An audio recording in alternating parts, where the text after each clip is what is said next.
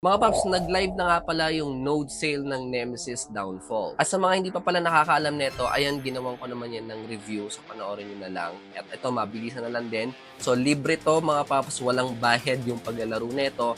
At the same time, you can earn while playing it. This is an FPS of first-person shooter. So, kung mahilig ka mag-PUBG or Call of Duty, yan, parang ganun lang din. Kung gusto nyo maging part ng kanilang node sale, nilagay ko na yung kanilang website link. So, punta lang kayo dito sa aking bio, i-click mo yung link, mapupunta kayo dito at i-click nyo lang yan Nemesis Downfall na node sale. Okay, balik na dito sa node sale. Ang presyo ng isang tier nila ay nasa 100 USDT. So, kailangan i-connect muna natin yung wallet natin sa ating account. So, ang ginamit ko dito ay MetaMask.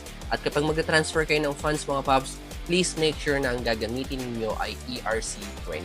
And mga paps, no, yung payment method, pwede natin palitan yan. I-click nyo lang yan at pwede na kayong pumili dito.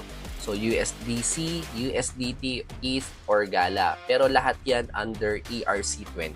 So, yan mga paps, nakita nyo na yung presyo ng kanilang node sale. So, ako personally, magpa-participate ako dito o bibili ako ng node sale nila, no? Kasi nagustuhan ko yung project na to. Nakita nyo naman doon sa unang video, di ba? Nalaro ko na to Nemesis Downfall. And I like the game talaga. Yung tournament style ng gameplay neto.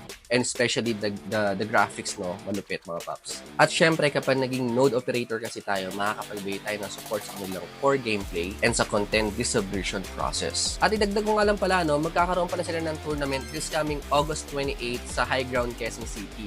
So pupunta ako dyan at maglaro tayo mga paps. So ilang muna yung update ko kay Nemesis Downfall. So kung meron kayong katanungan mga paps, bagsak nyo lang yan dito sa comment section. So kita-kita na lang tayo sa 28. Yun lang muna mga paps. Thank you.